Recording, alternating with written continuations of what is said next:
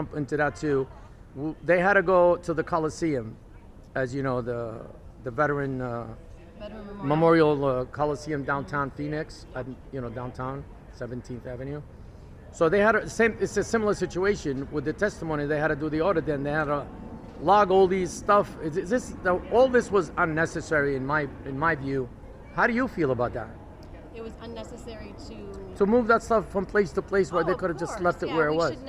We should never have had to, rent out the Veterans Memorial Coliseum. Because they say we the people. I don't see like these government places. We should have been able to do it right at the election house, right where I worked. I mean, it would have been much easier, and it would have made more sense to not move everything. But who knows why they're doing what they're doing? That's what we're trying to get to the bottom of. So for the record, how do you feel? How did you feel at the end, and how did you feel in the middle?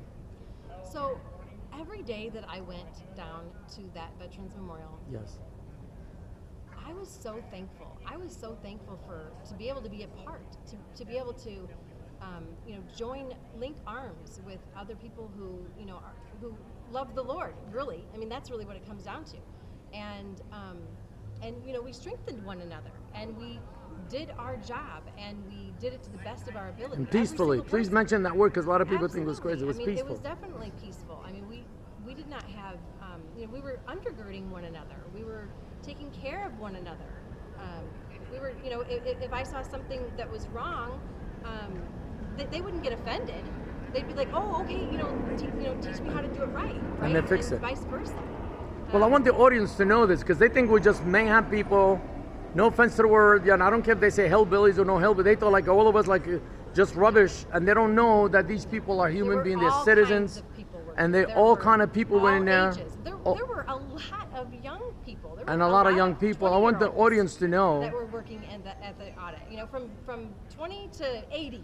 Right. And I loved my little ladies who came every single night.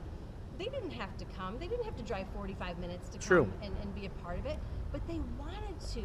They wanted to be. Is there something took you by surprise at the audit, at the Coliseum when you were tabulating? Is it the word tabulating, or is it another word, forensic? Because they said forensic would be a better word. Okay, forensically. We did all aspects of it.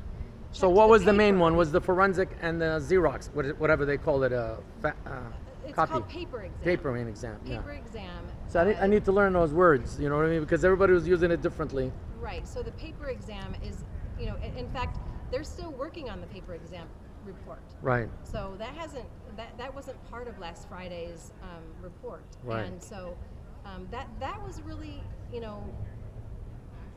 eye-opening, because we touched the ballots, we looked at them, we looked at them under these microscopes that went really, really, deep. And the code that is on the ballot didn't line up in many instances. And the reason why I know that for sure is because I worked from 1 p.m. till 1 a.m. every single day, 6 days a week, and I managed, probably like maybe 50 to 100 folks who were looking at these, and they would raise their hand, every 2 seconds, look at this one, like how do we get this, underneath the microscope, because it wasn't lining up properly. Wow, this is incredible. Thank you for that last piece, because that was like what I was looking for. Is there something else you want to elaborate, or you can elaborate at this point with the votes? Well, we saw everything under the sun. So all I can say is whoever was involved in this fraud really thought it through. And I'm getting serious right now for a minute, because there were 10 different ways that they cheated. And one, for example, is that there were mail-in ballots that came across my desk that I was supposed to fix to make sure they went into the tabulator, and they were not even folded. How does that work? If it's a mail-in ballot, it's got to be folded. They didn't come in, legal size envelopes. So, I'm just going to leave you with that. Yeah, they were not folded. They were not folded. So there's a shenanigan going on. Yep. And there were one more. There were many, many ballots that were perfect, like were not filled in by a pen. They were filled in by a printer or some other kind of way, like a jet printer or something. because it was perfectly inside the circle. And there was, like, when you look at it under the microscope, there was no, you know, when you're filling it in, you're going in a circle with a pen. You, even if you did it with like a felt pen, like a black felt pen, you'd still see some of the lines. There, you couldn't see them. Well, I hope I let you speak, because a lot of my viewers, they always say, you interrupt. They don't know that I'm looking at time and I'm trying to put things together. Now we're ready to run into more videos. So I met you November 30th as well on that location. And I'm just November 3rd? No, I met you November 3rd. Oh, but yeah. I'm talking about at Giuliani's Right. November 30th, which I forgot to mention earlier on. But then today it's September 30th. Is that a coincidence? It most certainly is. It's not. most There certainly- are no coincidences. There is no coincidence, because I remember you said, that's why I'm asking you this question. No. Now, what do you have to say something to the AG Mark? Because everybody's like shouting and stuff, but he hasn't answered anyone. We can't speculate. But what do you really, if he's listening right now, I'm going to send him this tape and a link. What would you say to Mr. Brnovich? So, Attorney General Brnovich, we need you to step up to the plate. We undergird you. We encourage you. We are not fighting against you. We want the truth. Wouldn't you want the truth? You're running for Senate. If you run for Senate, aren't you going to want to know for sure that you really won or you didn't win? Because if we don't fix this now, then how are you going to know if you lose the Senate that you really lost? That's the position that these folks are in. That's the position that McSally is in. Did she really lose? How can you live with yourself and run for another office if you haven't fixed this one? Please look over the report. Extremely, extremely careful. And we should already have a grand jury. There shouldn't be, it doesn't take that much time. It does not take that much time to get this thing going and get this thing started. Well, and we appreciate you. Is there something you want to add? Like information, like somebody reach you, have a website, or Oh, actually, are you I active? do. Because I know you were wanna involved. Read something. Yes, can you read? Oh, I just I'll hold the wanna read microphone for you something, while yeah. you're reading it. So, Because I know what you do. That's why yeah. I just didn't know if you want to touch base. I do. You see yourself?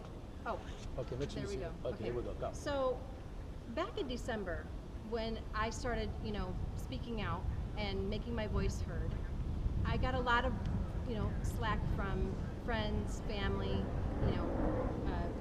wanting me just to tone it down a bit. And so I went before the Lord and I said, Lord, I need to know that I'm on the right track. I need to know that I need to keep speaking out and keep moving forward in this way. Then I need a word from you. I trust the prophets that you send me. I trust, the folks that are saying, yes, do move forward, but I want to hear directly from you. And so a few nights later, in the middle of the night at 2:22 a.m., I woke up and I heard the word Habakkuk. And I knew that there was a Bible book, but I had never read Habakkuk. And so I want to show you what Habakkuk 2:2 says, because it was 2:22 that he woke me up. And I instantly burst into tears because I knew he was answering me. And this is what it says. Then the Lord replied, write down the revelation and make it plain on tablets, so that a herald may run with it. Are you the herald, George? I don't know, but I think so. thank you. For the revelation awaits an appointed time. It speaks of the end and will not prove false. Though it linger, wait for it. It will certainly come and will not delay.